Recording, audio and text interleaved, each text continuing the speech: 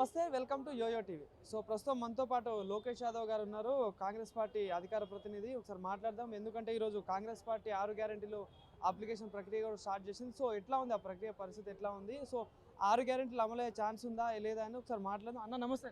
నమస్తే. అన్న, మరి ఎట్లా ఈ 6 గ్యారెంటీల ప్రక్రియ అయితే స్టార్ట్ అయింది, అప్లికేషన్ ప్రక్రియ. సో ఎట్లా సాగుతుంది అసలు? ఖచ్చితంగా ఈ రోజు నుంచి జనవరి 6వ తారీఖు వరకు ఈ 6 గ్యారెంటీ స్కీమ్స్ సంబంధించినటువంటి అంశాల మీద తెలంగాణ రాష్ట్రంలో ఉన్నటువంటి ప్రజలందరి చేత దరఖాస్తుల స్వీకరణ కార్యక్రమం ఉంటుంది. కాబట్టి ఈ రాష్ట్రంలో అప్లికేషన్ చేసుకున్న ప్రతి వ్యక్తి దగ్గర నుంచి ఏ విధంగా ఈ 6 గ్యారెంటీ స్కీమ్స్కి తెల్ల రేషన్ కార్డుకి ఎవరు అర్హులు ఉన్నారు, 2500 రూపాయల మహిళకి ఇచ్చేటువంటి స్కీమ్స్లో ఎవరు అర్హులు ఉన్నారు, అదేవిధంగా మిగతా కార్యక్రమం మొత్తం కూడా ఏదైతే కార్యక్రమం అన్నిటి కూడా ప్రతి ఒక్కరు కూడా దీంట్లో అర్హులను బట్టి ఎంపిక జరుగుతుంది. అందుకోసము కాంగ్రెస్ పార్టీ ఉద్దేశం ఒకటే, పూర్తి స్థాయిలో తెలంగాణ ప్రాంత ప్రజలందరూ కూడా, పేద ప్రజలు, తెలంగాణ ప్రజలు, బడుగులు, బలహీనులు, దళితులు, గిరిజనులు, ఆదివాసులందరూ కూడా ఏకమై తెలంగాణ రాష్ట్రం సాధించినటువంటి ఏకమైనటువంటి ప్రజలు మొత్తం కూడా రాక్షస పరిపాలన పోవాలి, కుటుంబ పరిపాలన పోవాలి, అవినీతి పరిపాలన పోవాలి అని ఒక ముక్త కంఠంతో చైతన్యవంతమైన ప్రజలందరూ కూడా చైతన్యమై కాంగ్రెస్ ప్రభుత్వాన్ని ఏర్పాటు చేయడంలో కీలక భూమిక పోషించారు. వాళ్ళ ఆశల్ని అడియాశలు చేయకుండా, వారి నమ్మకాన్ని ఒమ్ము చేయకుండా, ప్రతి పేదవాడి కళ్ళలో ఆనందం చూసే విధంగా, ప్రతి పేదవాడి యొక్క గడప తట్టి ఈ సంక్షేమ ఫలాలు అందే విధంగా మా కార్యక్రమం ఉండబోతుంది. కాబట్టి దాబరా ఖర్చులు పెట్టకుండా ఈరోజు ఈ 10 సంవత్సరాల్లో 9.5 సంవత్సరాల్లో బీఆర్ఎస్ ప్రభుత్వంలో విపరీతమైన అవినీతి జరిగింది, సంక్షేమ కార్యక్రమాల్లో అవినీతి జరిగింది.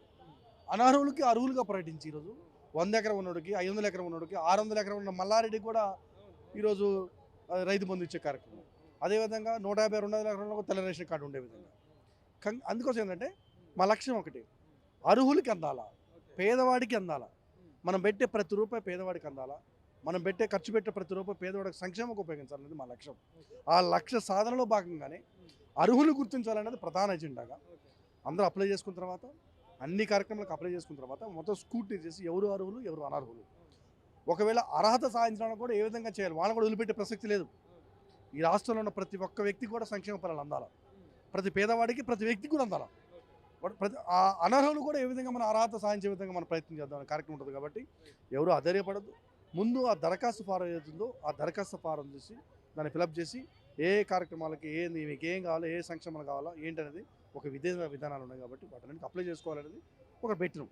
దానిలో భాగంగా కార్యక్రమం చూసుకుంటే ఒకటి సోషల్ మీడియాలో కూడా ఒకటి తెల్ల రేషన్ కార్డు మీద కూడా కొన్ని తప్పుడు ఆరోపణలు కూడా వస్తున్నాయి. ఏంటంటే ఇప్పుడు గత 10 సంవత్సరాల నుండి రేషన్ కార్డు అనే ఇష్యూనే రాలేదు, ఇప్పుడు ఈ తెల్ల రేషన్ కార్డు అనే ఇష్యూ బయటికి తెచ్చి ప్రజలని మోసం చేసింది కాంగ్రెస్ పార్టీ అని చెప్పేసి కొంచెం ఆరోపణలు కూడా వినిపిస్తున్నాయి సోషల్ మీడియాలో కానీ అటు ప్రతిపక్షాలు. సో దీని మీద మీరు ఏమిస్తారు క్లారిటీ? ఇప్పుడు ప్రతిపక్షాల కేసీఆర్ ప్రభుత్వంలో పనిచేసిన మంత్రులు కానీ, మాట్లాడేటువంటి మాజీ ఎమ్మెల్యేలు, మాజీ మంత్రులు సిగ్గు శరమ ఏమైనా ఉంటే మాట్లాడడానికి, ఈ 10 సంవత్సరాల కాలంలో ఈ రాష్ట్రంలో ఒక్క తెల్ల రేషన్ కార్డుని ఇచ్చారా?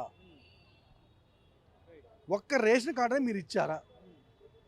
ఇవ్వకపోగా ఇప్పుడు మాట్లాడే అవినీతి జరుగుతుంది. అసలు ఏమి కాలేదు.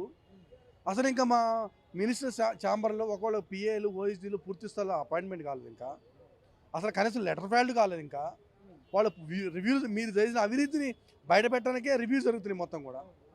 పూర్తి స్థాయిలో ఇంకా ఏం పరిపాలన కొనసాగలేదు. ఇంకా అవినీతి జరిగింది, రేషన్ కార్డులో అవినీతి జరిగింది. అసలు సిగ్గు మాట్లాడే మాటలో మనం ప్రజలు చూస్తున్నాను, ప్రజలంతా కూడా. అసలు నువ్వు తెల్ల రేషన్ కార్డు ఒకటి కూడా 10 సంవత్సరాల కాలంలో ఒక రేషన్ కార్డు ఇచ్చినవా? ఇవ్వకపోగా ఇప్పుడు మళ్ళీ అవినీతి ఆరోపణలు. అంటే దొంగ ఎవడా, దొంగ అన్నట్టుగా అసలు నువ్వే దొంగవి, నువ్వే పెద్ద అవినీతి పరుడివి, నువ్వే ఒక రాక్షస పరిపాలన చేసినావు, నువ్వే కుటుంబ పరిపాలన చేసినావు, నువ్వే అవినీతి చేసి మళ్ళీ దొంగ అంటున్నావు. ఇలాంటి నీచమైన మాటలు మానుకోవాలి. మానుకోపోతే ప్రజలు మీకు బుద్ధి చెప్పారు ఆల్రెడీ. తీసుకెడితే నేలకేసి కొడితే అవతల పడ్డారు మీరు. ఇంకా సిగ్గు లేకుండా మాట్లాడే మాటలు మానుకోవాలి. ప్రజా జీవితంలో ఉన్నాం మనం, ప్రజలందరూ మనం చూస్తున్నాం. మనం విజ్ఞత గల పౌరులుగా, ప్రజా సంక్షేమం కోరేటువంటి వ్యక్తులుగా ప్రజలకు ఉపయోగపడే 4 మాటలు మాట్లాడండి, 4 సలహాలు ఇవ్వండి, చూసిస్తే తీసుకోవడానికి మేము సిద్ధంగా ఉన్నాం. పిచ్చి మాటలు మాట్లాడి, పొగరబోతు మాటలు మాట్లాడి, ఇంకా మేము ప్రభుత్వంలో ఉన్నాము, ఇంకా టీఆర్ఎస్ పార్టీ మంత్రులు మేమన్న విధంగా మాట్లాడటం ఈ సభ్య సమాజానికి మంచిది కాదు. ఇది ప్రజా జీవితంలో మంచి కార్యక్రమం కాదు. కాబట్టి ప్రజలందరూ కూడా నేను ముఖ్యంగా టీఆర్ఎస్ పార్టీ నాయకులకి, ఎమ్మెల్యేలకి, మాజీ మంత్రులు చెప్పేది ఒకటి, ఇప్పటికైనా మీరు విజ్ఞతతో పరిపాలన చేయండి, విజ్ఞతతో ఆలోచన చేయండి. ఇలాంటి కార్యక్రమాలు కారుకోత మాటలు మానండి. ఇంకా మేము రేషన్ కార్డులు దరఖాస్తులు తీసుకుంటే మీరు అవినీతి జరిగింది అంటున్నారు. ఇలాంటి కార్యక్రమం మానుకోవాలని చెప్పి విజ్ఞప్తి చేస్తున్నాను. ఇంకోటన్నా చూసుకుంటే ఏదైతే ఇప్పుడున్న మొన్న శ్వేతపత్రం కూడా రిలీజ్ చేశారు, ఏదో 6.5 లక్షల కోట్ల అప్పు ఉంది. సో ఈ క్రమంలో మరి కాంగ్రెస్ పార్టీ 6 గ్యారెంటీలు ఎట్లా ముందుకెళ్ళబోతుంది, మరి సక్సెస్ అయ్యే ఛాన్స్ ఉంది? 100% మేము సక్సెస్ అవుతాం. 6,70,000 కోట్ల రూపాయలు అప్పు చేశారు వీళ్ళు దుర్మార్గులు మొత్తం కూడా. దోసుకుని తెలంగాణ నడ్డిరిసి పడేశారు, మొత్తం ఎన్నుముక్కలు గుంజి పడేశారు ఇట్లా అంతా. ఆయనను మీ ఆధార పట్ల ఇప్పుడు మనం ఒక పిల్లవాడు స్కూల్కి పోయే పిల్లవాడు 9th క్లాస్ 10th క్లాస్ పోతున్నప్పుడు ప్రోగ్రెస్ రిపోర్ట్ ఉంటుంది. ప్రోగ్రెస్ కార్డు ఇది ఫస్ట్ క్లాసా, సెకండ్ క్లాస్లో పాస్ అయినా, థర్డ్ క్లాస్లో పాస్ అయినా, అది వచ్చి మార్కులన్నీ ఫెయిల్ అయ్యిండి పాస్ తెలియపరచాలి కదా. టీచర్కి అసలు నువ్వు ప్రోగ్రెస్ లేకుండా నువ్వు క్లాసులో ఎట్లా పోతున్నావు, నువ్వు అప్డేట్ ఎట్లా అవుతున్నావు, నువ్వు నెక్స్ట్ క్లాస్ పోవాలంటే ప్రోగ్రెస్ ఉండాలి కదా. ప్రోగ్రెస్ లేకుండా ఎట్లా అవుతున్నావు, తల్లిదండ్రులు తెలియాలి కదా. 1,00,000 ఫీజు కట్టే పిల్లగాడికి ప్రోగ్రెస్ కార్డు ఇంటికి పంపిస్తే వాళ్ళ తల్లిదండ్రులు కూర్చొని ఇటు మ్యాథ్స్ అని వచ్చినాయి, సోషల్ అని వచ్చినాయి, జనరల్ స్టడీస్ వచ్చి మార్కు తెలియదు కదా. మార్కు తెలియకపోతే నీ తల్లిదండ్రులకు తెలియదు నువ్వు చదువు చెబుతున్నా చెప్పట్లేదని. నువ్వు దాంట్లో పాస్ కాకపోతే నీకు అప్లికేషన్ ఉండదు నెక్స్ట్ క్లాస్ పోవడానికి. అందుకని మేము పరిపాలన 10 సంవత్సరాల పరిపాలన చేశారు, కొత్త రాష్ట్రం ఏర్పడిన ప్రజలను తెలియపరచాలి. ఈ రాష్ట్రానికి అప్పులేని ఉన్నాయి, ఆదాయంతో ఉంది, మనం ఎంత అవినీతి చేశారు వీళ్ళంతా తెలియపరచకుండా పరిపాలన చేయడం అనేది సమంజసం కాదు. క్లీన్ చిట్గా ఈ తెలంగాణ ప్రాంతంలో 10 సంవత్సరాలుగా టీఆర్ఎస్ ప్రభుత్వం ఏం చేసింది, అప్పులేని ఉన్నాయి, ఆదాయం ఎంత అవినీతి చేశారు ప్రజలు ఖచ్చితంగా బరాబర్ చెప్తాం. అది మేము బరాబర్ చెప్తాం. మీ సంగతి ప్రజాక్షేత్రంలో తెలుస్తాం. మీరేదో మసిమూసి మారేడు పనులు చేసి మేము దొంగతనం చేసినాం, మేము అంతా దోసుకున్నాం, తెలంగాణ నడ్డిరిసినాం, కాంగ్రెస్ పార్టీ తప్పుడు ఆరోపణలు చేస్తుందని చెప్పి కేటీఆర్ కూడా అంటున్నారు కదా. అది ఆరోపణ చేయడం మేము ఆరోపణ ఏంటండి. చేసిన అభివృద్ధి మీద కాంగ్రెస్ పార్టీ ప్రజల్లోకి తప్పుడు ప్రచారం చేస్తుందని చెప్పి కేటీఆర్ కూడా గతంలో అన్నాడు కదా. ఏం ఆరోపణలు చేసింది? ఇప్పుడు ఇవి ఇచ్చినటువంటి ఈ రివ్యూ మొత్తం ఎవరు చేశారు? ఐఏఎస్ ఆఫీసులు ఇచ్చారు. మేము లెక్కల నేను లేకపోతే లోకేష్ యాదవ్ నేను లేకపోతే పీసీసీ అధికార ప్రతినిధిగా ఇంకొక జనరల్ సెక్రటరీ ఇంకో సెక్రటరీ వచ్చి మేము లెక్కలు రాసిస్తే మా పట్టి గారికో మా రేవంత్ రెడ్డి గారికి ఇచ్చిన లెక్కలు చెప్పలాళ్ళు నిపుణుల చేత ఐఏఎస్ ఆఫీసులు ఇచ్చినటువంటి లెక్కల ప్రకారం ఏ డిపార్ట్మెంట్లో ఏ సెక్షన్లో పనిచేసినటువంటి ప్రిన్సిపల్ సెక్రటరీస్ ఇచ్చినటువంటి రిపోర్ట్ని ఆధారం చేసుకొని వాళ్ళు ఇచ్చిన లెక్కల ప్రకారం బయటపెట్టారు. ప్రభుత్వ అధికారులు ఇచ్చిన లెక్కలండి అవి. మేము ఇచ్చిన లెక్కలు కాదు. దుర్మార్గులారా మీరు మాట్లాడే సిగ్గుసరి ఉండాలి మీకు ఏమన్నా. మేము ఇచ్చిన లెక్కలు కాదు అవి. ప్రభుత్వ అధికారులు బ్యూరోక్రాట్స్ ఐఏఎస్ ఆఫీసులు ఇచ్చినటువంటి లెక్కల్ని ప్రజల ముందు పెడుతున్నాం. అది వాటిని లెక్కలు వాటి సమాధానం చెప్పడం అంటే అది తప్పు చెప్పారు, ఇది చెప్పారు, అది ఏం తప్పు చెప్పారు అంటే ఇప్పుడు ఐఏఎస్ ఆఫీసులు చెప్పింది తప్ప, వాళ్ళు చెప్పింది తప్ప, ఎవరు తప్పు? మేము ఇచ్చిన లెక్కలు కాదు. మీరు పరిపాలన చేస్తే మీ పరిపాలన మీ కింద సెక్రటరీగా పనిచేసినటువంటి ఐఏఎస్ ఆఫీసులు ఇచ్చిన లెక్కల్ని ముందు పెట్టినవి. వాటి లెక్కలు చెప్పడం అంటే తప్పు చెప్పారు. ఎవరు తప్పు చెప్పారు? తప్పు ఎవరు చెప్పారు? మీరు దొంగతనం చేశారు, దొంగతనాన్ని కప్పుపుచ్చుకోవడం కోసం అవినీతి చేశారు. దాని కాళేశ్వరం బ్రహ్మాండం అరే పిల్లలు కూలిపోతాయండి అక్కడ. నీకు అక్కడ క్లియర్గా మీరు చేసిన అవినీతి క్లియర్ కనపడుతుంది, కంటికి కనపడుతుంది. కాబట్టి ఈ సమాజం మిమ్మల్ని క్షమించదు.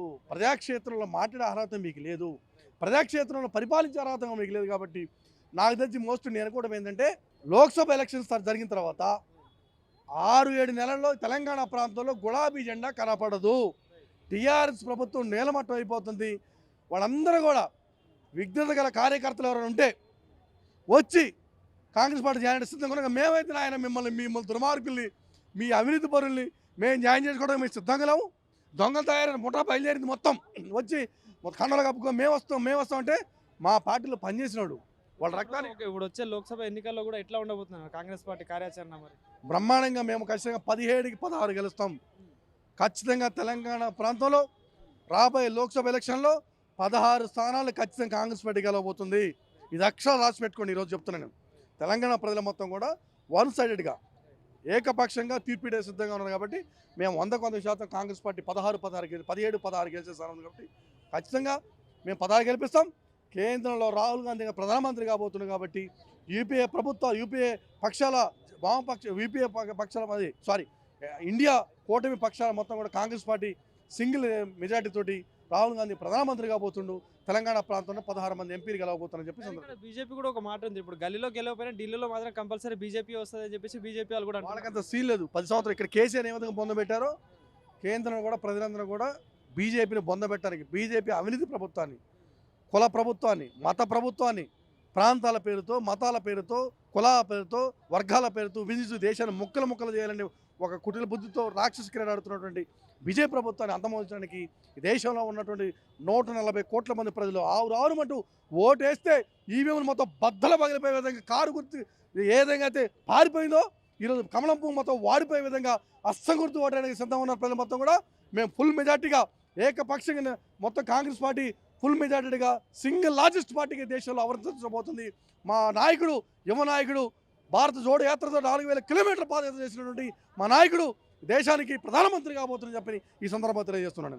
రైట్ అన్న, థ్యాంక్ యూ.